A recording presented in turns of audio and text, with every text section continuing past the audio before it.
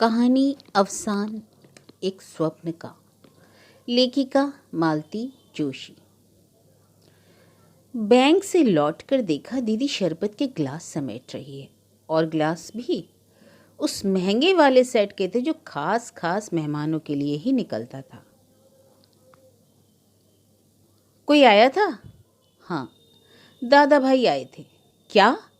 और मैं बेहोश होने की मुद्रा में सोफे पर लुढ़क गई। फिर निहायत संजीदगी से पूछा, दीदी, दादा की तबीयत तो ठीक है ना? दीदी, तू कभी ठीक से बात करना सीखेगी?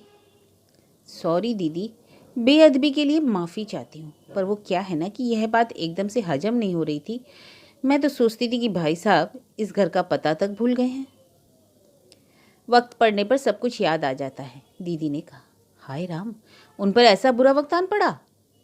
हाँ, बुरा वक्त ही समझो। हिंदुस्तानी भाषा में लड़की वैसे ही आफत की पुड़िया होती है, और फिर जब वह शादी के लायक हो जाती है तो बाप का बुरा वक्त आया ही समझो। दीदी बोली, यू मीन हमारी छुटकी स्वीटी शादी के लायक हो गई है? आई कांट बिलीव, मैंने कहा। अरे, तुम किस दुनिया में रहती हो भारती? तुम्हें यह भी पता नहीं कि स्वीटी 3 साल से एमए करके घर में बैठी है और उसके लिए ताबड़तोड़ लड़के ढूंढे जा रहे हैं। Thanks for the information. अब यह बताइए कि उन्हें एकाएक हमारी याद कैसे आ गई? देर से ही सही, शायद उन्हें यह ख्याल आया हो कि पहले घर की इन 2 लड़कियों को निपटा देने चाहिए, फिर अपनी बेटी के बारे में सोचना उचित होगा। दीदी, माई डियर भारती, क्या तुम उन लोगों से इस तरह की सहृदयता की आशा कर सकती हो? और जहाँ तक मेरा प्रश्न है, मुझे तो उन्होंने कब से इस लाइन से खारिज कर दिया है, क्योंकि भाभी जिस तीस से कहती फिरती है, अब इतनी बड़ी लड़की के लिए कोई जूते थोड़े ही चटकाता है। वह तो अपना दूल्हा खुद ही ढूंढ लेती है। हाँ, और आप में तो उतने गट्स हैं ही नहीं, और जब तक बड़ी बहन बैठी हुई है, छोटी के लिए तो सोचा ही नहीं जा सकता। हाउ सैड, मैंने कहा, और मैं झूठ मूठ मुँह लटका कर बैठ गई। दीदी बेचारी खुद मेरे लिए चाय बनाकर ले आई। ए लड़की, चल अब नाटक बंद कर, हाथ मुँह धोकर कपड़े बदलो। मैंने चाय का कप हाथ में लेते हुए कहा। दीदी मणि, गम गलत करने का और कोई उपाय है आपके पास? जब देखो बस चाय। दीदी ने इस बार मुझ पर एक चपत जड़ दी और हंसती हुई किचन में चली गई। हम दोनों में के बीच एक अलिखित समझौता है। दीदी का कॉलेज सुबह का है, इसलिए सुबह घर मैं देखती हूँ। शाम को मेनू दीदी तय करती है। वह बड़ी तन्मयता से सब्जी की डलिया टटोल रही थी, सावित्री को शाम के खाने के निर्देश दे रही थी, और मैं सोच रही थी कि क्या ये सचमुच उतनी निर्लिप्त हैं जितनी ऊपर से दिखाई देती हैं? क्या उनके मन पर जरा सी भी खरोच नहीं आई है? जबकि स्वीटी की शादी की बात सुनकर मैं तो भीतर तक तिलमिला उठी थी। मैं दुखी होने का सिर्फ नाटक नहीं कर रही थी, मन में सचमुच कुछ चुभ रहा था। चाय पीकर मैं नहाने चली गई। नहाने से जी कुछ हल्का हुआ, मेरा पुराना खिलदड़ापन लौट आया।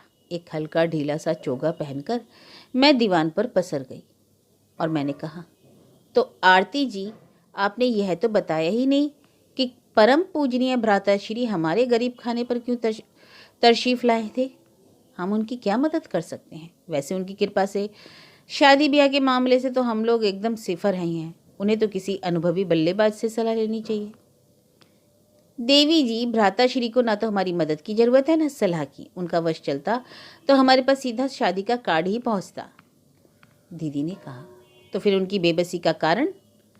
इस बार जो आईएएस लड़का उन्होंने तलाश किया है ना, उसकी बहन मेरे कॉलेज में ही पढ़ाती है। कौन? मैंने पूछा। कुंजलता प्रसाद। तुम नहीं जानती, इसी साल अपॉइंटमेंट हुआ है। पिता रिटायर्ड डिस्ट्रिक्ट जज हैं। कुंजलता के पति भी तिलहन संघ में कोई बड़ी तोप है, बड़ी हाई फाई फैमिली है। तो दादा भाई ने सोचा होगा एक जैक और लगा दिया जाए। वे लोग कल लखनऊ से आएंगे, परसों सुबह लड़की को देखने का कार्यक्रम है, तो दादा की इच्छा है मैं भी उस समय वहाँ उपस्थित रहूँ।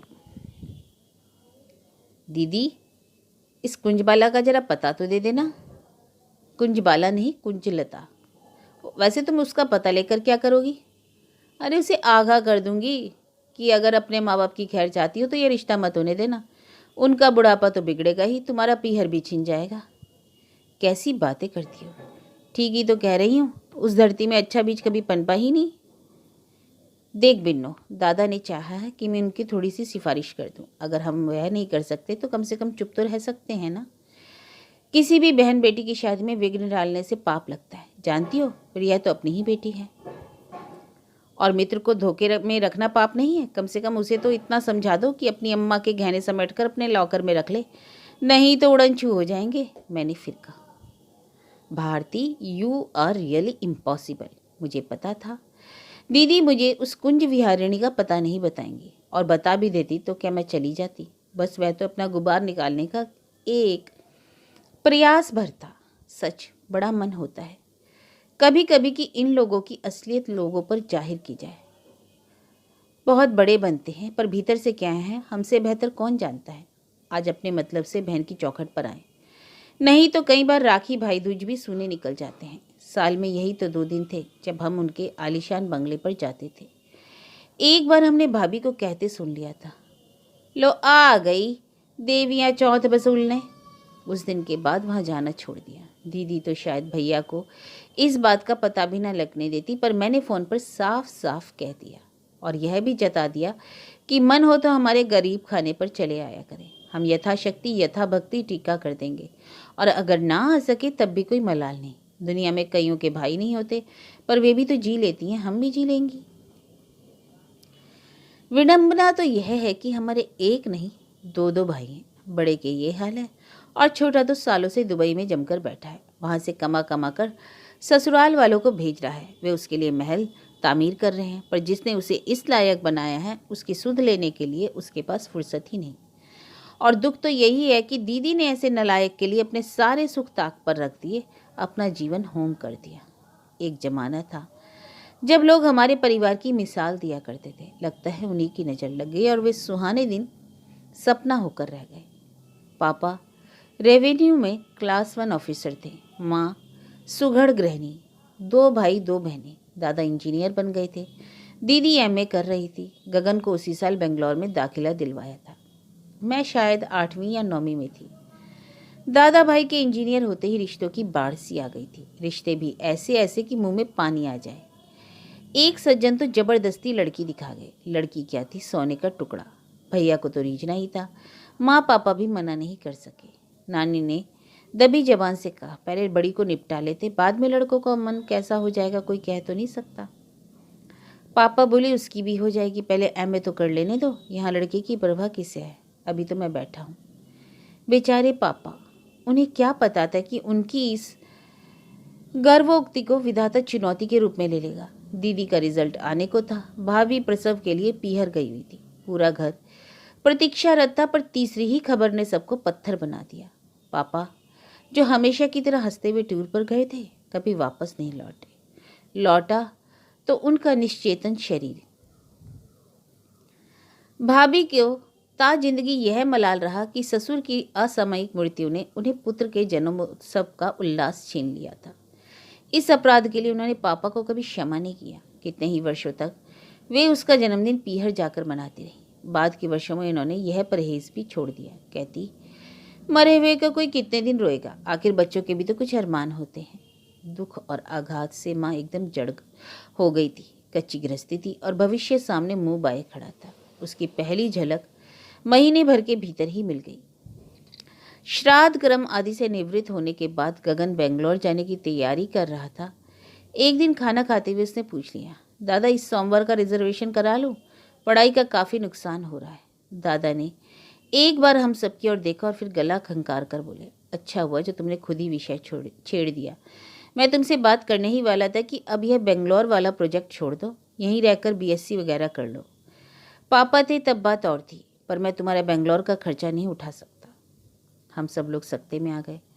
दादा यह क्या कह रहे हैं, छोटे का कैरियर क्या यूं ही अधर में छोड़ देंगे? और जो 40,000 डोनेशन के दिए हैं उसका क्या होगा? आजकल तो लाखों में बात होती है, पर उन दिनों तो 40-50 हज़ार में काम हो जाता था।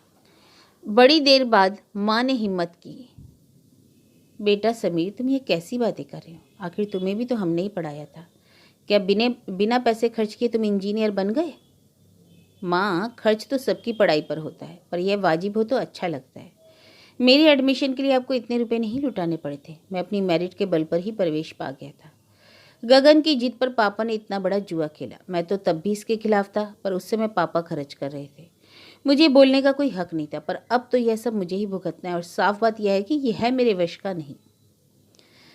बेचारे, भाभी बोल पड़ी। इतनी बड़ी गृहस्थी और कमाने वाले एक, बेचारे कहाँ तक करेंगे। माँ का चेहरा फीका पड़ गया। बहू रानी ने खतरे की पहली घंटी बजा दी। गगन भैया का भी मुंह इतना सा निकल आया था। तब दीदी ने पहल की थी। भैया, छोटू की फिक्र मत करो, आज से उसका जिम्मा मैंने लिया। पापा ने मेरी शादी के लिए कुछ रुपए रख छोड़े हैं। आज से वे मैंने गगन के नाम पर दिए। रुपयों के अभाव में मेरी शादी ना हो सकी तो कोई बात नहीं, पर उसकी पढ़ाई नहीं रुकनी चाहिए। और भाभी, आज या कल मुझे नौकरी जरूर मिल जाएगी, तब मैं भरसक दादा का हाथ बटा सकूंगी। लेकिन मेहरबानी करके मेरी माँ की गृहस्थी को मत कोसिए। दीदी फर्स्ट क्लास एमए थी, मेरिट होल्डर। नौकरी मिलने में जरा दिक्कत नहीं हुई और वेतन भी अच्छा था, जिसे वे लाकर दादा के हाथ पर रख देती थी। लेकिन फिर जरा जरा सी बातों के लिए उन्हीं के आगे हाथ पसारना पड़ता। वह खुद तो कुछ नहीं कहते थे, पर जो कुछ भाभी से कहलवाते थे उसे सुनकर कलेजा छलनी हो जाता था। इतने दिनों बाद पता चला कि जिसे हम सोने का टुकड़ा समझकर घर में लाए थे, वे तो आग का गोला थी। तन मन को राख करने की क्षमता उसमें बहुत थी। माँ की पेंशन स्वीकृत होने में 4-6 महीने लग गए। वे दिन बड़े कसाले से में कटे। माँ दीदी के वेतन का हश्र देख चुकी थी, इसलिए उन्होंने अक्लमंदी का काम यह किया कि पेंशन अपने पास ही रखती रही, किसी को हाथ नहीं लगाने दिया। अपने और बच्चों के छोटे मोटे खर्चे उसी में चलाती रहीं। अपना पैसा हाथ में रहने से उनमें एक आत्मविश्वास सा आ गया था और वह अंत समय तक दबंग बनी रही। यह जरूरी भी था। किसी सीधी सादी औरत को तो भाभी खा ही जाती। अब माँ के सामने बस यह एक चिंता थी, दीदी की शादी। जैसे जैसे दीदी की उम्र बढ़ती जा रही थी, माँ का धैर्य चुकता जा रहा था। उधर भाभी पर दिन ब दिन निखार आता जा रहा था। उसके लिए वह 100 जतन भी कर रही थी। इधर दीदी दिन प्रतिदिन बुढ़ा रही थी। पहनने ओढ़ने का उन्हें जरा भी शौक नहीं रहा था। सजने संवरने के प्रति भी वह उदासीन होती जा रही थी। कभी मैं जिद करती तो कहती, रहने दे रे, यह सब करके मुझे अब किसे रिझाना है। भरी जवानी में उनका यह जोगन सा बाना माँ को 100 दंश देता था। छोटे भैया जब भी छुट्टियों में आते, माँ को आश्वस्त करते, माँ तुम चिंता मत करो, बस नौकरी लग जाने दो, साल भर के अंदर दोनों बहनों के हाथ पीले कर दूंगा। बड़े आंखों पर पट्टी बांधकर बैठे हैं तो बैठने दो, मैं तो हूँ। छोटी की बात से माँ को बहुत दिलासा मिलता, पर पढ़ाई थी कि खत्म ही नहीं हो रही थी। हर बार 1-2 विषय रह जाते। जब तब लगता दादा ठीक ही कह रहे थे। लड़के की कुव्वत जाने बिना पापा ने जबरदस्ती उसे यह कोर्स दिलवा दिया। अब ना तो छोड़ते बनता है, ना खर्च पूरा पड़ता है। यथा अवकाश मैंने बीकॉम कर लिया। एमकॉम करते हुए मैंने बैंक की परीक्षाएं भी दे डाली और एक में सिलेक्शन भी हो गया। तब मैंने माँ से कहा, माँ अब आप दीदी की शादी की फिक्र कीजिए, आगे की नाव तो मैं ही खेलूंगी। माँ ने दादा से बात की तो दादा बोले, शादी कोई हंसी खेल है क्या जो आपके कहते ही हो जाएगी? हाथ में भी तो कुछ होना चाहिए कि नहीं? मोटी हुंडी के बिना तो लड़के वाले चौखट पर झांकने भी नहीं देते। माँ ने अपने सारे गहने निकालकर दादा के हाथ पर रख दिए। इन्हें चाहे बेच दो या गिरवी रख दो, पर अब आरती की शादी हो जानी चाहिए। माँ के गहने जो एक बार भैया के लॉकर में गए तो दोबारा नजर नहीं आए। शहर से दूर भैया का आलीशान बंगला जरूर बनता रहा। माँ की बरसी के दिन ही उसका उद्घाटन किया गया। नाम था मातृछाया। जब सब लोग गदगद होकर दादा की मातृभक्ति की प्रशंसा कर रहे थे तो मैंने जानबूझकर रिश्तेदारों से कहा, चलो, इन लोगों ने इतनी ईमानदारी तो बरती है, माँ की पूंजी से बने मकान को माँ का नाम तो दिया। भाभी का चेहरा तो उस समय देखने काबिल हो गया था। छोटे भैया माँ को बड़े दमखम के साथ आश्वासन तो देते रहते थे। माँ बिल्कुल आस लगाए बैठी थी कि एक दिन मेरा यह परम प्रतापी पुत्र आएगा और मुझे इन राक्षसों के चंगुल से मुक्त कराएगा। पर सारे दावे खोखले साबित हुए। 7 साल लगाकर उन्होंने बीई पास किया, फिर 1 साल तक नौकरी के लिए भटकते रहे। तभी उनके एक सहपाठी ने उन्हें लपक लिया और अपनी इकलौती बहन के साथ शादी का प्रस्ताव रख दिया। माँ इस शादी के लिए बिल्कुल तैयार नहीं थी। माँ ही क्यों, हम में से कोई भी मानसिक रूप से इसके लिए तैयार नहीं था। इस शादी का मतलब था दादा पर एक और बोझ डालना। इस शादी का मतलब था दीदी की शादी और 2-4 साल के लिए टल जाना। इधर हम लोग इस ऊहापोह में व्यस्त रहे, उधर ये दोनों प्रेम की पींगे बढ़ाते रहे। लड़की वालों ने जानबूझकर उन्हें छूट दे रखी थी। यह तो एक तरह से अरेंज लव मैरिज थी। शादी बिना किसी की रजामंदी के, बिना किसी लेन देन के संपन्न हो गई। उन लोगों को मुफ्त में इंजीनियर दूल्हा मिल गया। शादी करके लौटे तो भैया बहुत शर्मिंदा थे। बोले, चिंता मत करो माँ, अब हम दोनों मिलकर तुम्हारा घर भर देंगे। पर जिसके दम पर उन्होंने ये आश्वासन दिया था, वह तो पहले दिन से ही मुंह फुलाए रही। हम लोगों ने इस शादी का विरोध किया था। इस बात को उसने सही रूप में नहीं लिया। वह जितने दिन रही अनमनी ही रही। उन्हीं दिनों गल्फ से एक मोहक प्रस्ताव आया। यह भी उनके ससुराल वालों की कोशिश थी, मना करने का प्रश्न ही नहीं था। और एक दिन सामुहूर्त दोनों दुबई रवाना हो गए। फिर क्या था, भाभी को खुलकर बोलने का मौका मिल गया। अरे ये तो मैं ही थी जो इतने बरस तक इनके परिवार को झेलती रही, और किसी का बूता थोड़ी ही है 6 महीने में ही भाग खड़े हुए। छोटे के जाने के बाद भाभी की वाणी में तो और धार आ गई थी। मन तो होता था सब कुछ छोड़ छाड़ कर कहीं भाग जाए, पर माँ के कारण पैर बंधे हुए थे। वह घर की लड़ाई को सड़क पर लाना नहीं चाहती थी, और वैसे भी वह शरीर और मन से इतनी टूट गई थी कि उन्होंने खाट ही पकड़ ली। हम दोनों बहनें शांत मन से उनकी मृत्यु की प्रतीक्षा कर रही थी। जब जीने योग्य कुछ ना बचा हो तो मृत्यु ही वरदान लगती है। माँ की 13वीं में छोटे भैया आखिरी बार आए थे। जाते समय बोले, एक माँ का ही आकर्षण था जो घर आने के लिए मजबूर करता था। अब तो मैं इस घर में पाँव भी न दूंगा। आप लोगों को जब मन हो मेरे पास आती रहना। वे केवल शब्द थे। उस निमंत्रण में ऊष्मा नहीं थी, आग्रह नहीं था। बाद के वर्षों में उसे दोहराया भी नहीं किया। हम लोगों को पता भी नहीं था, पर माँ मरने से पहले एक बड़ा काम कर गई थी। मकान वह हम दोनों बहनों के नाम कर गई थी, और यह भी व्यवस्था थी कि मकान केवल शादी के खर्च के लिए ही बिकेगा, अन्यथा नहीं। जिस बहन की शादी होगी केवल उसका ही हिस्सा बिकेगा। माँ की 13वीं के बाद छोटे भैया ने तुरंत ही जाने का प्रोग्राम बना लिया। इसलिए वकील साहब भागे भागे आए और उन्होंने वसीयत सुना दी। वो तो माँ की दूरदर्शिता की दाद दे रहे थे, पर बाकी सबके मन खट्टे हो गए थे। छोटे भैया तो घर के प्रति अपनी नफरत जता ही चुके थे, इसलिए कुछ कह नहीं सके। छोटी भाभी ने मुंह बिचका कर कहा, वह जीते जी हमें क्या दे गई जो मरने के बाद ले जाते हैं कि आशा लगाती।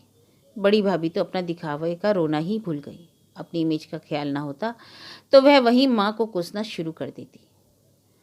दादा का चेहरा लेकिन ऐसा हो गया कि देखकर दया आ रही थी। भरे गले से बोले, इसका तो एक ही अर्थ निकलता है कि माँ को मुझ पर विश्वास नहीं रहा। इतने दिनों तक इतना सब किया, उसका अगर यही फल है तो यही सही।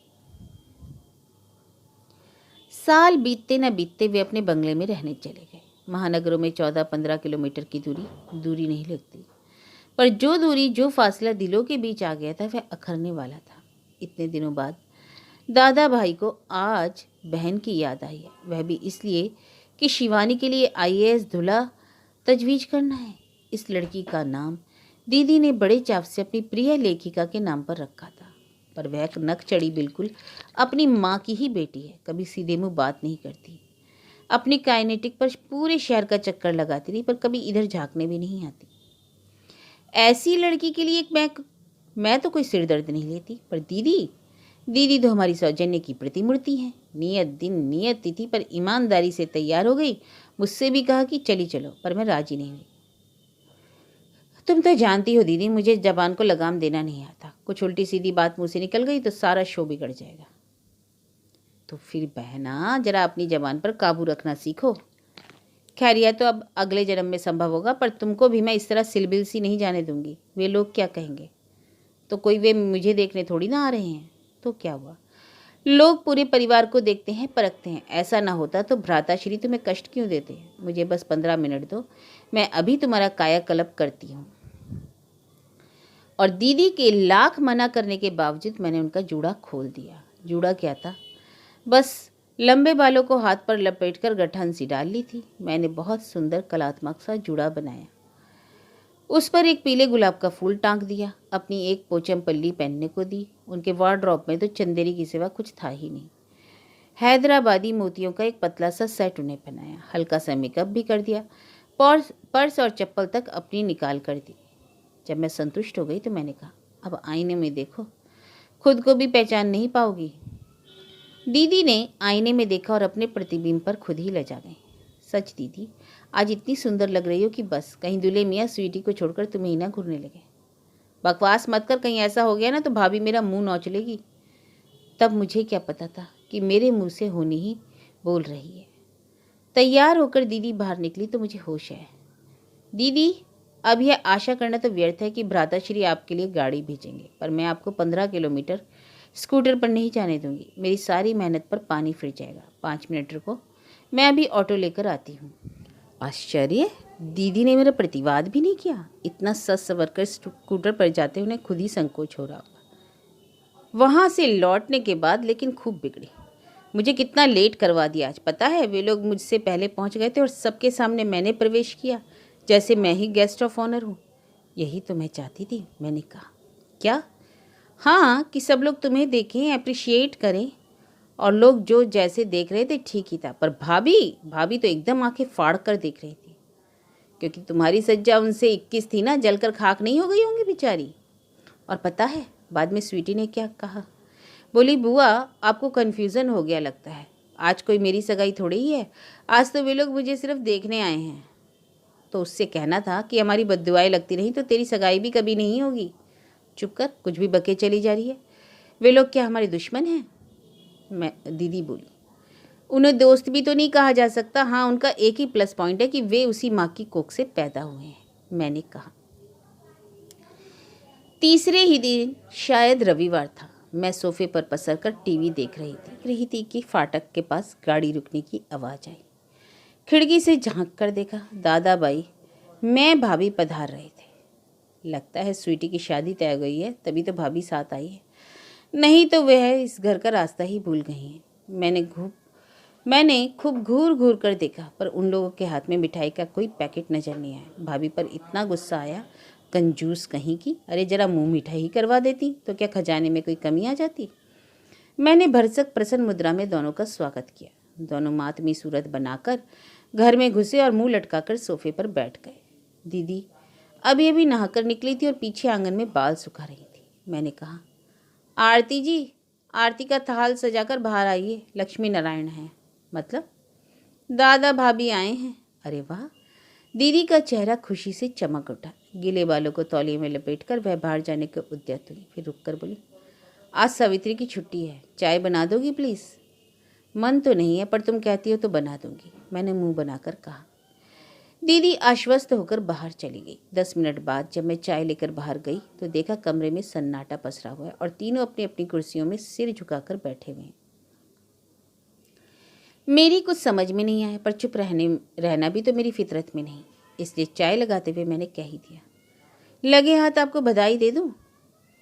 बधाई अपनी दीदी को दो, उन्हें तो खैर दूंगी ही, उन्हीं की सिफारिश से तो काम बना है, पर बधाई के असली हकदार तो आप हैं। वैसे हम सब एक दूसरे का अभिनंदन कर सकते हैं। इस पीढ़ी की यह पहली शादी होगी ना? नहीं, अभी तो पिछली पीढ़ी का ही हिसाब चल रहा है, भाभी बोली।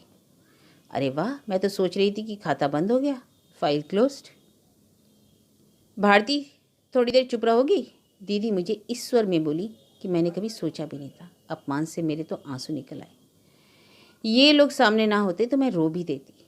कमरे में एक असहज मौन छा गया। बड़ी देर बाद दादा ने ही उसे तोड़ा। बोले, उन लोगों ने अपने एक तलाकशुदा भाई के लिए आरती का हाथ मांगा है। तलाकशुदा? शब्द सुनकर मुझे तो जैसे आग लग गई।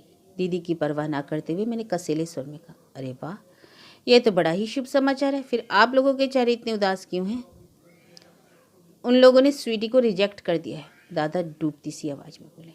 ओह सो सैड, कोई वजह तो बताई होगी। वजह अपनी दीदी से पूछो, भाभी एकदम फट पड़ी। आपका मतलब? दीदी की वजह से ये शादी टूटी? इम्पॉसिबल। दीदी के दुश्मन भी उन पर इस तरह का इल्ज़ाम नहीं लगा सकते। यह तो मैं भी कह रही हूँ, दीदी रुआसे स्वर में बोली। I am very sorry about Sweety, पर मुझे पता तो चले कि मेरा कसूर क्या है। अब इतनी भोली तो मत बनो आरती। तुम्हें मिसेस प्रसाद के लंदन पलट चाचा के बारे में सब कुछ मालूम था, तभी तो पूरी तैयारी के साथ पहुंची थी। मैं अपनी मर्जी से नहीं गई थी भाभी, दादा खुद आकर निमंत्रण दे गए थे और तुमने उस निमंत्रण का पूरा लाभ उठाया। ऐसे बन सवर कर पहुंची थी जैसे वे लोग तुम्हें ही देखने आए हों। अरे इतना ही शौक था तो हमसे कहती, हम तुम्हारे लिए अलग से प्रोग्राम अरेंज कर देते। इस तरह स्वीटी के भविष्य से खिलवाड़ करने की क्या जरूरत थी? दीदी ने असहाय भाव से मेरी ओर देखा। समझ गई कि यह बमबारी झेलना उनके वश का नहीं है। फौरन भाभी की सुपरफास्ट को बीच में मैंने रोक दिया। 1 मिनट भाभी, प्लीज़ मुझे इतना बता दीजिए कि दीदी ने स्वीटी के भविष्य के साथ क्या खिलवाड़ किया। मेरी समझ में यह नहीं आ रहा कि दीदी चाहे जितना बन संवर लें, उससे स्वीटी को क्या खतरा हो सकता है। बहुत से बहुत यह शिवानी की चचिया सास बन जाती, पर यह तो कोई खौफ खाने वाली बात नहीं है। उनके जैसी निरीह सास तो दुनिया में ढूंढे नहीं मिलेगी। खैर, आपको एक बात बता दूं, उस दिन दीदी को मैंने ही तैयार किया था। यह तो हमेशा की तरह सिलबिल सी चली जा रही थी। मैंने ही कहा, दादा की प्रेस्टीज का सवाल है, वहाँ बड़े बड़े लोग आएंगे, तुम ऐसे लस्टम पस्टम चली जाओगी तो क्या इंप्रेशन पड़ेगा। हाँ हाँ, खूब इम्प्रेशन जमाया। पॉलिटिक्स, लिटरेचर, म्यूजिक, स्पोर्ट्स, कोई विषय हो, हर विषय पर अपना ज्ञान बघाड़ती रही, धुआंधार बोलती ही रही। स्वीटी को तो मुंह खोलने का मौका ही नहीं दिया। मुझे हंसी आ गई। बेचारी स्वीटी, मुंह खोलती भी तो क्या बोलती। Michael Jackson, Alisha Chinai, Sidney Sheldon और बोल्ड एंड ब्यूटीफुल के आगे तो उसकी दुनिया ही नहीं है। और उस IAS लड़के ने जरूर उसकी औकात परख ली होगी, तभी तो। पर प्रकट रूप से मैंने अत्यंत गंभीर स्वर में कहा, भाभी, मैं आपसे यही कहना चाहती थी। दीदी के पास अपनी ग्रेस है, गरिमा है, प्रतिभा है। दूसरों को इम्प्रेस करने के लिए वह किसी साज सिंगार की मोहताज नहीं है। वैसे भी इस उम्र में रूप सज्जा कोई मायने नहीं रखती। वह तो मेरी जिद थी, उन्होंने पूरी की। दोष अगर देना है तो मुझे दीजिए। भाभी कुछ बोली नहीं, मुंह फुलाए बैठी रही। कमरे में फिर एक चुप्पी पसर गई। कुछ देर बाद मेरा तो दम घुटने लगा। सोचा कि इस बैठक का अब समापन ही कर देना चाहिए, इसलिए बड़े ही नाटकीय अंदाज में कहा, स्वीटी के लिए सचमुच बहुत दुख हो रहा है। Better luck next time. हो सकता है उसके भाग्य में इससे भी अच्छा दूल्हा हो, पर इस समय आपकी जो मन स्थिति है उसे मैं समझ सकती हूँ। पर इसके बावजूद आप यह संदेश देने यहाँ तक आए, सचमुच ही आपका बड़प्पन है। भाभी एकदम भड़क गई। हमें कोई संदेश वंदेश देने नहीं आए हैं, समझी।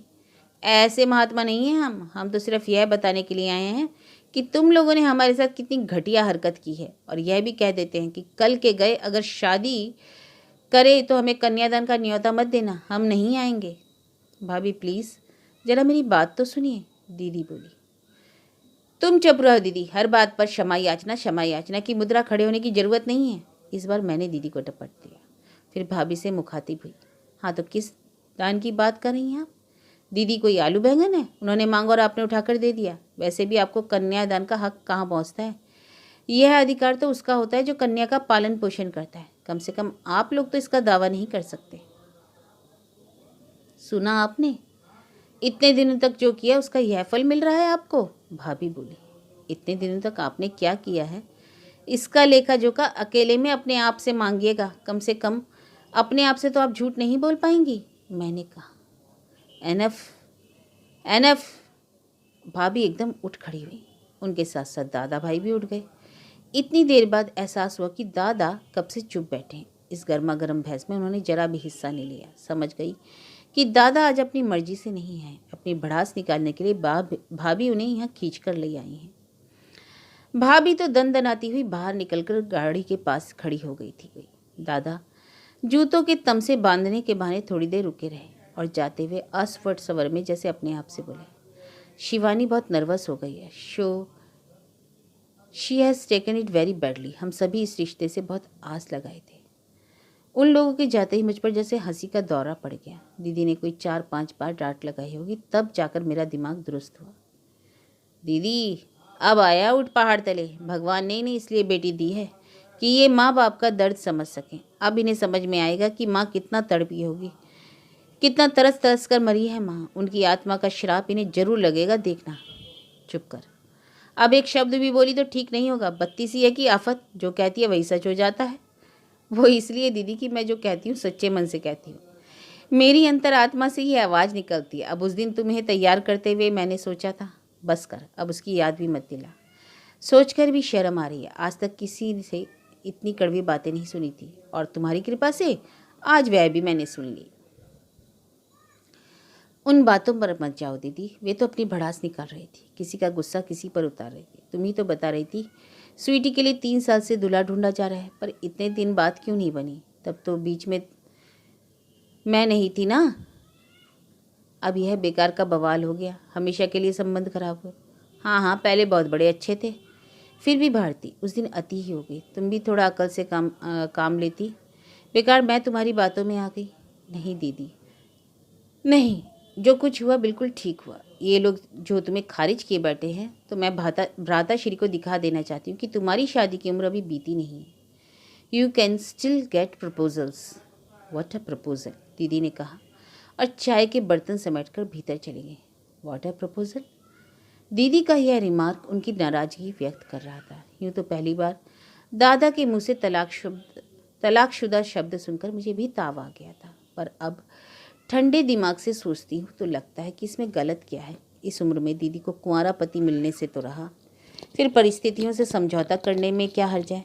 इतनी समझदार हैं दीदी, फिर भी इतनी सीधी सी बात क्यों नहीं समझती। ऐसा नहीं है कि दीदी के लिए अच्छे प्रस्ताव आए ही नहीं, बहुत आए थे। दादा की उदासीनता के बावजूद आए थे। कई लोगों ने तो व्यक्तिगत रूप से पेशकश की थी, पर दीदी ने किसी को लिफ्ट नहीं दी। उनके सामने एक समस्या थी मैं, जो अब भी बरकरार है। मेरा प्रण है कि मैं दीदी से पहले शादी नहीं करूंगी, और दीदी यह ठान कर बैठी है कि पहले मुझे विदा करेंगी। लगता है इस पहले आप वाले चक्कर में हम दोनों का बुढ़ापा आ जाएगा। उसकी कल्पना से ही मेरी रूह कांप उठती है। खाना खाते समय में बहुत अनमनी सी हो रही थी। दीदी की पैनी नज़रों से यह बात भला कैसे छिपती। बोली, बेबी क्या बात है? कुछ भी तो नहीं, मैंने कहा। फिर खाना क्यों नहीं खा रही है? खा तो रही हूँ। क्या खाक खा रही है? बस घंटे भर से दाल में चम्मच घुमाई जा रही है। तुम तो यह भी बता नहीं पाओगी कि आज सब्जी क्या बनी है, क्योंकि अभी तुमने थाली की ओर झांका भी नहीं। सॉरी दीदी, मैंने हार मान ली। दरअसल आज मेरा मूड बहुत ऑफ हो रहा है। क्यों? मुझे उन लोगों पर रश्क आ रहा है जो दूसरी शादी के लिए तैयार खड़े हैं, और घर वाले उनके लिए भी रिश्ते ढूंढ रहे हैं। काश हमारे सिर पर भी कोई होता। यह तुमसे किसने कह दिया कि तुम्हारा कोई सरप्रस्त नहीं है? अभी तो मैं बैठी हूँ, तुम हाँ करो तो रिश्तों की लाइन लगा दूंगी। ऐसी शादी करूंगी कि लोग बरसों तक याद रखेंगे, पर तुम तो हाथ ही नहीं धरने देती। नहीं मैडम, आपको अकेले छोड़कर जाने का तो सवाल ही नहीं उठता, इसलिए सोचती हूँ पहले आपका कोई ठिकाना हो जाए। वैसे आज का प्रपोज़ल भी कोई बुरा नहीं है। इस प्रपोज़ल के बारे में तुम क्या जानती हो? यही कि डाइवोर्सी है, और इससे क्या फ़र्क पड़ता है? जानती हो, उसकी 2 बेटियां हैं जिन्हें वह हमेशा के लिए बीबी के पास छोड़ आया है। यह तो और अच्छा है, बच्चों का कोई झंझट नहीं, मैंने कहा। वह अपनी अच्छी खासी नौकरी छोड़कर आ गया है, अब यहाँ वहाँ हाथ पांव मार रहा है। तो क्या हुआ? उसकी नौकरी के बिना भी तुम कौन सी दाल रोटी के लिए मोहताज हो जाओगी? तुम खुद उसे जिंदगी भर बैठकर खिला सकती हो। भारती, दीदी ने बेहद गंभीर स्वर में कहा, मैं इतने दिनों तक क्या इसलिए अनभियाई बैठी रही कि कोई हारा हुआ टूटा हुआ आदमी मेरी चौखट पर आए और मैं उसे बाहों में भर लूं, और फिर जिंदगी भर उसके जख्म सहलाती रहूं? दीदी का यह भारी भरकम वक्तव्य सुनकर थोड़ी देर तक तो मैं सकते में आ गई। फिर धीरे से पूछा, तो अब तुम ही बता दो कि तुमने क्यों इस तरह संन्यास धारण कर लिया? वो इसलिए कि मैंने माँ को वचन दिया था कि सदा तुम्हारे साथ रहूंगी, तुम्हें कभी अकेला नहीं छोड़ूंगी। ओह माय गॉड, इसका मतलब तो यह हुआ कि कल को अगर गलती से मेरी शादी हो गई तो तुम मेरे ससुराल मेरे साथ जाओगी? ना बाबा ना, यह नहीं चलेगा। इससे तो अच्छा कि तुम स्वीटी की चचिया सास बन जाओ, वहाँ जाकर लड़की की सिफारिश कर देना। दादा भाभी जिंदगी भर के लिए तुम्हारे गुलाम बन जाएंगे। मैंने मजाक में कहा था, पर दीदी एकदम गंभीर हो गई। बोली, दादा आज शायद ऐसे ही किसी इरादे से यहाँ आए थे, पर भाभी की बदजवानी ने सारी बात बिगाड़ दी। देखा नहीं जाते समय कैसे भावुक हो गए थे। उस प्रसंग की याद में दीदी भी भावुक हो उठी। अब वह दाल के में खुद चम्मच घुमा रही थी और मैं उन्हें अपलक देखे जा रही थी। मुझे लगा कि हम दोनों सदियों से इसी तरह मेज पर बैठकर खाना खा रही हैं। हमारे बाल सन की तरह सफ़ेद हो गए हैं, मुंह में दांतों का नया सेट लगा हुआ है, हड्डियों का हर जोड़ चढ़मरा उठा। किचन में जो खटर पटर कर रही है वह सावित्री नहीं, सावित्री की बहू है। सावित्री तो कब से इस दुनिया से कूच कर चुकी है। सोचते सोचते मन इतना खराब हो गया कि मैं थाली छोड़कर उठ गई। दीदी मुझे देखती ही रह गई। उस रात मुझे ठीक से नींद नहीं है। हाथों से फिसलती उम्र का खौफ मुझे सोने नहीं दे रहा था। मेरा खिलदड़ापन, मेरी शरारतें, मेरी मस्खरी सब एक ऊपरी आवरण था। भीतर से मैं बेहद डरी हुई थी। बढ़ती उम्र का एहसास इतनी तीव्रता से पहले कभी नहीं हुआ था। दीदी मुझे अक्सर प्यार से बेबी कहती थी और बैंक की नौकरी के बावजूद मैं अंतर्मन से बेबी ही बनी हुई थी। पर स्वीटी की शादी की चर्चा ने मुझे बौखला दिया था। लग रहा था कि मैं एकदम सीनियर बैच में आ गई हूँ और यह ख्याल बड़ा डरावना था। विवाह मेरे लिए एक सिर्फ शारीरिक आवश्यकता नहीं थी, वह एक मानसिक भूख थी। एक स्थिर और सुरक्षित जीवन की चाह मेरे भीतर करवट ले रही थी। माँ ने मुझे एक घर दिया था, पर वह अपना कभी नहीं लगा। अपने घर की लालसा मन में बराबर बनी रही। मैंने अभी सपने देखना बंद नहीं किया था। मैं दीदी की तरह नितांत बैरागी बनकर जी नहीं सकती थी। मुझे लगा कि दीदी बहुत ज्यादती कर रही है, मेरे साथ भी और अपने साथ भी। आज इस किस्म के ही सही प्रस्ताव तो आ रहे हैं, कल को तो वे भी नहीं आएंगे। तब क्या उन्हें इसी बात का डर नहीं लगता? उन जैसी संवेदनशील नारी तो किसी के भी जख्मों पर मरहम लगा सकती है। फिर पति के दुख बांटने में क्या हर्ज है? आज मेरे लिए भी संभावनाओं के द्वार खुले हुए हैं। बहुत देर हो गई तो वे भी बंद हो जाएंगे। तब मुझे भी शायद गलत समझौते करने के लिए मजबूर होना पड़ेगा। दीदी तो वीतराग हो गई, उन्हें कुछ नहीं भी व्यापता, पर मैं तो कभी कभी भविष्य की चिंता से कांप उठती हूँ। पता नहीं है मेरा पागलपन था या उत्सुकता। दूसरे दिन दोपहर 12 बजे में कुंजलता प्रसाद के घर की घंटी बजा रही थी। नौकर ने दरवाज़ा खोला और बड़े अदब से बताया कि साहब टूर पर गए हैं, मैडम कॉलेज पर है, घर में मम्मी पापा जी हैं, उनसे मिलना चाहोगी? मैंने स्वीकृति में सिर हिला दिया। मैडम जी कॉलेज गई होंगी, यह तो मुझे मालूम ही था, इसलिए तो यह बेतुका समय चुना था। इस समय हमारी दीदी रानी भी कॉलेज में होंगी। उन्हें तो इस बात का इल्म भी नहीं है कि मैंने आज छुट्टी ले ली। घर पर होती तो 100 प्रश्न पूछकर बेजार कर देती। यहाँ आने के बारे में तो बताना ही बेकार था। वह कभी इजाज़त नहीं देती। मुझे बाइज्जत ड्राइंग रूम में बैठाया गया। थोड़ी देर बाद पति पत्नी कमरे में प्रविष्ट हुए। जज साहब का व्यक्तित्व बड़ा भव्य और प्रभावशाली था। उनकी पत्नी घरेलू किस्म की महिला लगी। सीधे पल्ले की साड़ी, सिर ढका हुआ, खिचड़ी बाल, करीने से बांधे हुए, ममता छलकाती आंखें। मुझे एकदम माँ की याद आ गई। उस पीढ़ी की सभी महिलाएं शायद ऐसी ही ममतामयी होती थीं। मैंने उठकर नमस्ते की। अपना असमंजस छिपाने के लिए यूं ही पूछ लिया, आप मिसेस प्रसाद के मम्मी पापा हैं? जी हाँ, पर आपको पहचान नहीं पा रही हूँ। पहचानेंगे कैसे, आज पहली बारी तो देख रहे हैं। मैं समीर कुमार टंडन की बहन हूँ, भारती टंडन। पिछले दिनों आप उनकी बिटिया को देखने गए थे ना? ओ, तो आप आरती की छोटी बहन है, तभी चेहरा पहचाना सा लग रहा है। जी, चेहरे पर मत जाइए, मैं दीदी की तरह शांत और सुशील नहीं हूँ। थोड़ी सी मुंह फटूँ। बोलिए, उन्होंने कहा। दरअसल मैं आपसे लड़ने आई हूँ। तो लड़िए। मैंने देखा उनकी आंखें शरारतन हंस रही हैं, मतलब वह मुझे बिल्कुल भी सीरियसली नहीं ले रहे थे। उनके इस रवैये से मेरा सारा आवेश ठंडा हुआ जा रहा था। कितना कुछ सोच कर आई थी, पर अब कुछ भी याद नहीं आ रहा था। आप कुछ कहना चाहती थी ना? जज साहब बोले। जज साहब, मैंने हिम्मत बटोर कर कहा, आप तो इतने विद्वान व्यक्ति हैं, आपसे तो ऐसी उम्मीद ना थी। कैसी? मतलब आपने तो लड़कियों को बिल्कुल सब्जी मार्केट में ही तब्दील कर दिया। गोभी नहीं चाहिए आलू दे दो, कद्दू नहीं चाहिए लौकी पकड़ा दो। यह तो कोई बात नहीं हुई। आपको जो लड़की दिखाई गई उसे देखिए, पसंद आ गई तो ठीक है, वरना छुट्टी कीजिए। यह बात क्या हुई? हमें बेटी नहीं चाहिए, बहन दे दीजिए। ओह, तो इसलिए आप नाराज हैं? तो आप यह बताइए कि इस समय आप किसकी पैरवी कर रही हैं, बहन की या बेटी की? यह मजाक की बात नहीं है सर। पता है आपको इस पेशकश ने भाई बहन के बीच कितनी बड़ी दरार पैदा कर दी? जी, मैं उसके लिए माफ़ी चाहता हूँ। देखिए, लड़के की पसंद नापसंद पर तो हमारा वश नहीं। आपकी बहन हम लोगों को बहुत अच्छी लगी, इसलिए मांग ली। यही ना? अरे, आपके मांगने से ही हो जाएगा क्या? हमारी भी तो कोई पसंद नापसंद हो सकती है। हाँ, बिल्कुल हो सकती है और होनी भी चाहिए। इसलिए तो हमने फ़ोन करके अपने भाई को बुलवा लिया है। अपनी दीदी की ओर से आप मुआयना कर लीजिए। और उन्होंने भीतर की ओर मुंह करके भारी भरकम स्वर में आवाज़ दी, सनातन आया भाई साहब। दूर किसी कमरे से उत्तर आया। मैं एकदम सकपका गई।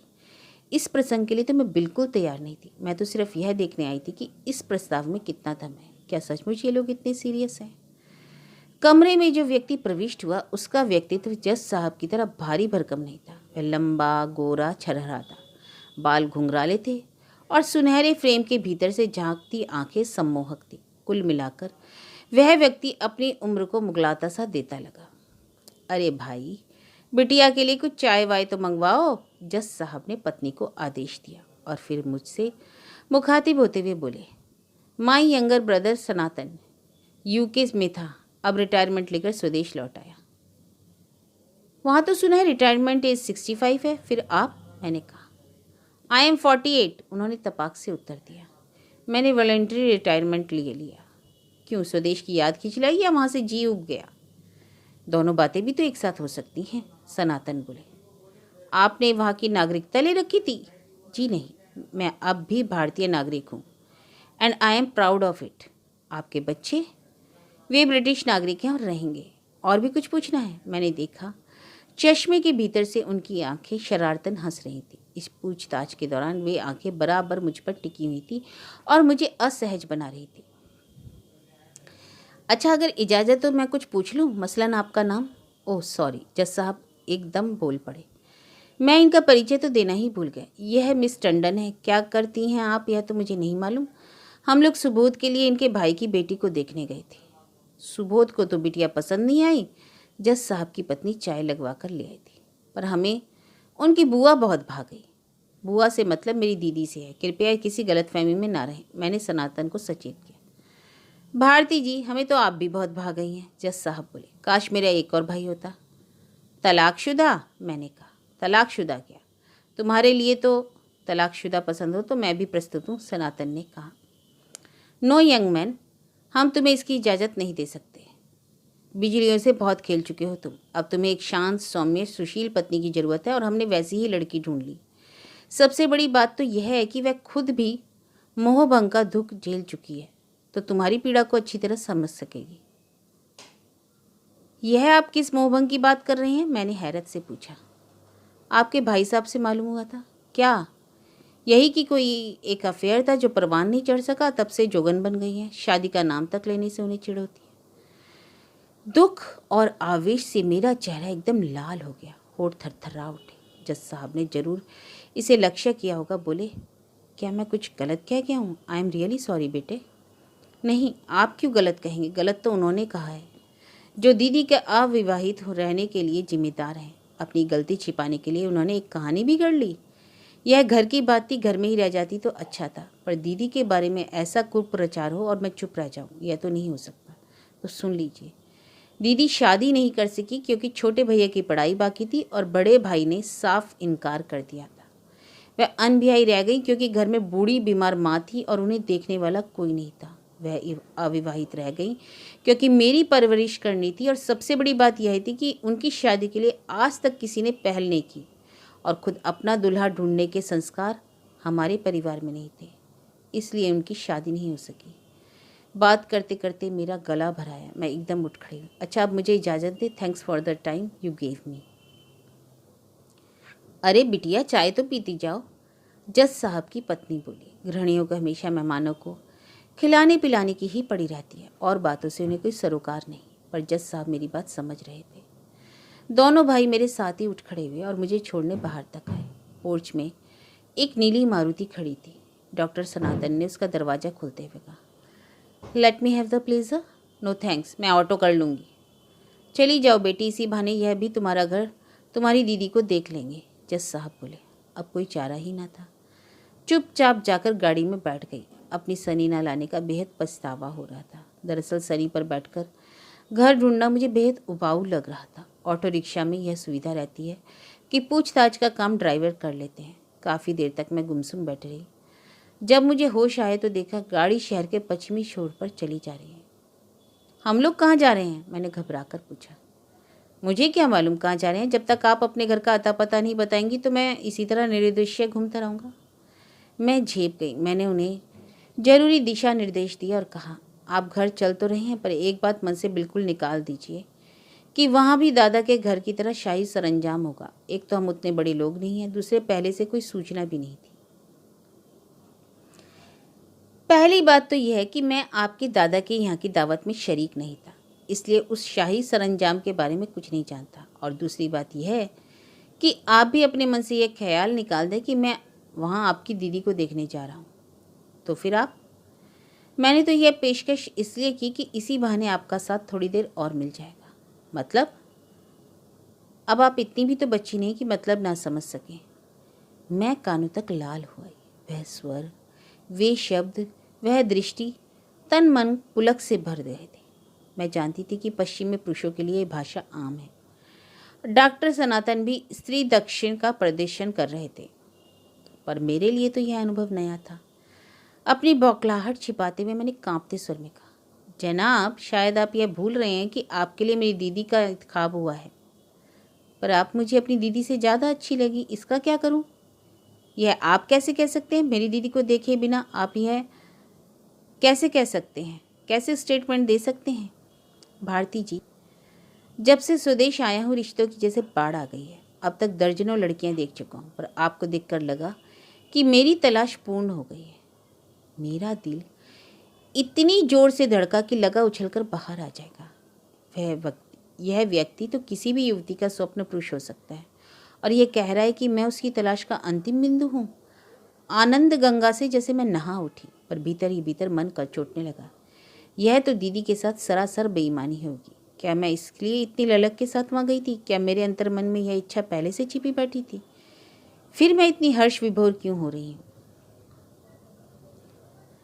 दीदी को देखे बिना आप खारिज कर देना यह एक तरह से अन्याय होगा ना? मैंने कहा। उन्हें देखने का तो सवाल ही नहीं उठता। उन्होंने ट्रैफिक पर नज़र गड़ाए हुए कहा, I want a woman with clean slate. मेरे कान एकदम झंझना उठे। प्लीज़ 1 मिनट गाड़ी रोकिए, मैंने कहा। उन्होंने आश्चर्य से भरकर मुझे देखा, फिर सड़क के एक किनारे लेकर गाड़ी रोक दी। Any problem? कुछ नहीं। अभी आपने जो कहा उसे ठीक से सुन नहीं सकी। Will you please repeat it? मैंने कहा कि I want a women with clean slate. Hindi में अनुवाद कर दूँ? मैं ऐसी पत्नी चाहता हूँ जिसका कोई इतिहास ना हो। मेरी पहली पत्नी रोज़ नया इतिहास रचती थी, इसलिए मैं उसे छोड़ आया हूँ। क्रोध से मेरा पूरा शरीर जैसे जल उठा। मुझे लगा कि अभी इसी वक्त इस आदमी का गला दबा दूं, ताकि ये ऐसी गंदी बात दोबारा ना कह सके। आवेश के कारण बड़ी देर तक मेरे मुंह से कोई बात नहीं निकली। बड़ी मुश्किल से अपने ऊपर काबू पाने के बाद मैंने कहा, डॉक्टर सनातन, मेरे बड़े भाई ने मेरी दीदी के कुंवारेपन को इतनी बड़ी गाली दी कि उसे सुनकर मेरा पूरा वजूद हिल गया था। पर आपकी बात सुनकर तो मैं एकदम राख हो गई हूँ। आप खुद तलाकशुदा हैं, 2 बच्चों के बाप हैं, पर अपनी भावी पत्नी का तथाकथित अफेयर भी आपसे हजम नहीं हो रहा। आश्चर्य? इसमें आश्चर्य की तो कोई बात नहीं है भारती जी। मैं विशुद्ध भारतीय संस्कारों में पला हुआ व्यक्ति हूँ। विदेश में 15 वर्ष रहने के बाद भी मैं गर्व से कह सकता हूँ कि मुझ में वे संस्कार अभी मौजूद हैं। हाँ, इसमें तो कोई शक ही नहीं है। आप में भारतीय पुरुष के संस्कार कूट कूट कर भरे हुए हैं। भारतीय पुरुष जो खुद तो एक के बाद एक शादी रचाता जाता है, पर पत्नी ऐसी चाहता है जो दूध की धुली और गंगा जल सी पवित्र हो। थैंक यू डॉक्टर, आपने मुझे अपना असली चेहरा दिखा दिया। Thanks and goodbye. मैंने उनकी प्रतिक्रिया की प्रतीक्षा नहीं की और गाड़ी से उतर पड़ी। एक ऑटो को हाथ देकर रोका, उसमें चढ़ गई, उसे पता ठिकाना बताया और आंख बंद करके सीट पर टिक गई। मेरा दिमाग बुरी तरह भन्ना रहा था। 1 घंटे के भीतर मैंने पुरुष के 2 घिनौने कुत्सित रूप देख लिए थे, और मुझे सारी पुरुष जाति से घृणा हो गई थी। इन 2 में से तो एक मेरे पितृतुल्य बड़े भाई थे, और दूसरा पुरुष मेरा बहुत कुछ हो सकता था। यह झटका ना लगता तो मैं मोहविशिष्ट से उसकी ओर खिंची चली जा रही थी। ईश्वर को धन्यवाद कि मैं बाल बाल बच गई। घर पहुंचकर देखा दीदी कॉलेज से अभी अभी लौटी थी। अभी उन्होंने कपड़े भी नहीं बदले। मुझे टैक्सी से उतरते देखा तो एकदम बाहर आ गई। आज इतनी जल्दी कैसे आ गई? तबीयत तो ठीक है ना? मैं यही सोच रही थी कि आज गाड़ी क्यों नहीं ले गई, लेकिन अगर जी ठीक नहीं था तो जाने की ज़रूरत क्या थी? किसी को दिखाया भी या? ओफ़ो दीदी, मैं एकदम फट पड़ी। मुझे घर में भी आने दोगी या थानेदार की तरह सवाल ही करती जाओगी? दीदी बेचारी सहमकर एक किनारे हो गई। मैं तीर की तरह भीतर घुसी और सोफे में धंस गई। मेरा दिमाग घूम रहा था, सिर दर्द से फटा जा रहा था, कमरे में बेहद घुटन हो रही थी। लगता था जैसे हवा का एक कण भी कहीं शेष नहीं। तभी ठंडी हवा का एक झोंका तन सा सहला गया। आंखें खोलकर देखा, किसी ने पंखा फुल स्पीड पर चला दिया था। इतनी सोच और समझ दीदी के सिवा और किसके पास हो सकती थी? 10 मिनट बाद सेंटर टेबल पर एक गिलास आ गया। उसमें तैरते बर्फ़ के टुकड़े देखकर मन को ठंडक पड़ गई। एक सांस में ही पूरा गटक गई। मेरी खास पसंद का पेय था, नींबू का ताज़ा शरबत। उसे पीते ही मैं तरोताज़ा हो आई। मन अब जरा सम पर आने लगा। आते ही सोफे पर निढाल होकर पड़ गई। अब उठकर बैठ गई। किसी ने मेरे हाथ से गिलास लेकर मेज पर रख दिया, और कौन होता, दीदी ही थी। मेरा मुंह ठिकाने पर आया देखकर मेरे पास आकर बैठ गई और मेरे बालों पे उंगलियां पिरोते हुए बोली, अब बता किससे लड़कर आई है। दीदी तो पूरी जासूस है, उनसे कुछ भी छिपाना असंभव है। फिर भी मैंने मुंह बनाकर कहा, क्या मतलब, मैं क्या जिस तिस से लड़ती ही रहती हूँ। तो बताओ कहाँ गई थी, क्या करने गई थी। तुम्हारा रिश्ता तय करने गई थी। ओ आई सी, बात जमी नहीं इसलिए लड़कर आ गई। ना उनसे भला क्यों लड़ूंगी, लड़ाई तो मुझे भगवान से करनी है। हाय राम, उस बेचारे ने क्या बिगाड़ा है। अरे इतनी बड़ी दुनिया में एक भी पुरुष ऐसा नहीं बनाया जो तुम्हारी ऊंचाई को छू सके। सब के सब बौने हैं, यह भी कोई बात हुई। सो सैड, दीदी ने मेरी नकल उतारते हुए कहा। देख लिया ना बेबी, बेटी बिहाना कितनी टेढ़ी खीड़ है। बरसों जूते चटखाने पड़ते हैं और तुम हो कि एक दिन में पस्त हो गई। और मेरे गाल में चुटकी भरकर वह हंस दी। वही दूधिया चांदनी सी स्वच्छ उज्जवल हंसी जो देखने वाले को बरबस बांध लेती है। इस भुवन मोहिनी हंसी पर तो मैं सैकड़ों सनातन वार सकती हूँ।